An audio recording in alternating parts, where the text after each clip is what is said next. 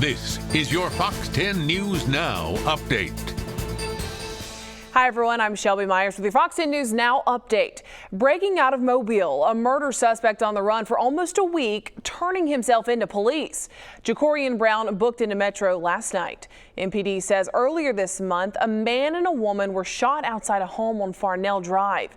When they tried to drive to the hospital, they had to pull off where the woman, 55-year-old Darlene Williams Thompson, died. So now Brown is charged with her murder, along with second-degree assault, receiving stolen property, and shooting into an occupied home. Baldwin County deputies are investigating what they're calling a murder-suicide off Highway 90 in Elsinore. Investigators say 41-year-old Mark Andrews shot his fiancée, 24-year-old Catherine Clark, inside her home before turning the gun on himself. Another major road project will be slowing you down in Orange Beach. Starting a week from today, AlDOT's Canal Road widening project is picking back up on the south side of the road with one lane closed. That will be between Gulf Bay Road and State Highway 161, Orange Beach Boulevard. It's set to last several weeks as they work in 1,000-foot lane segments, so slow down in that area and be aware of any workers. After an initial spike in tourism numbers when South Baldwin beaches reopened, we're told occupancy rates are now on par or slightly less than last year. Orange Beach Gulf Shores Tourism tells us that occupancy rates were at 90% during Memorial Day weekend, a 30% increase compared to last year. Since then, occupancy rates have leveled out at about 70 to 80%, which officials say is on par or slightly less than 2019. Officials say this isn't bad news, considering tourism has set new records every year since the BP oil spill. Tourism officials say this shows how resilient and flexible local businesses and vacationers have proven to be. We still have some changes that they have to make and endure, but they're working through it. So we feel like that we're going to all come through it as best we can. They say another new trend this year is how far in advance people are booking their vacations, averaging 10 days beforehand instead of months before as in previous years. They believe this is due to changing COVID-19 outbreak restrictions. Due to more last-minute booking, they are not sure how large of crowds to anticipate for 4th of July weekend.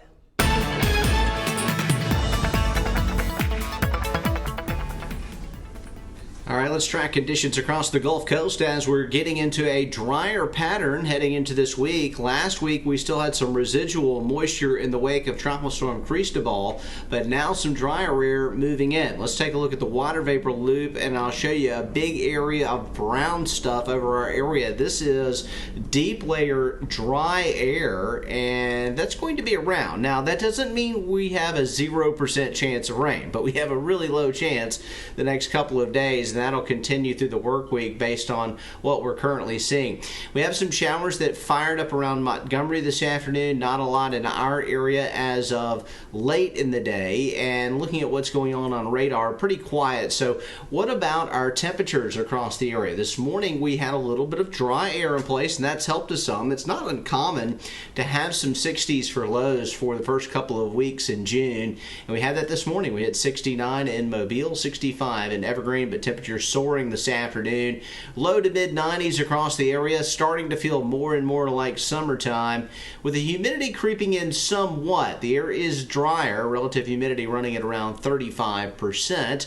Our winds are out of the north, and that's part of that drying that's going on in the atmosphere, that drier air. And speaking of dry, we are still in a moderate drought for southern Mobile County and southern Baldwin County.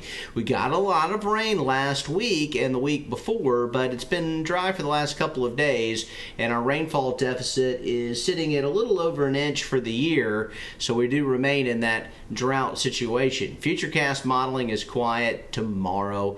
We could see a stray thunder shower in the afternoon, but our chances appear to be low as most of the clouds, as they start to build up, the upper parallel ridge just levels things off and keeps it from getting to the point where we see thunderstorms developing. So tomorrow, hot, maybe a stray shower. Our rain chance only at about 20%. Temperatures near 90 degrees. Here's your outlook as we finish out the work week this week, and rain chances look low. Saturday is the official start to the summer season according to the calendar. We're kind of already there with our temperatures, as you can see. And Father's Day is Sunday. We'll bring in a few isolated showers by the second part of the weekend. Thanks for joining us here on Fox 10. Stay tuned to Fox 10 News throughout the day for the latest updates. This has been your Fox 10 News Now update.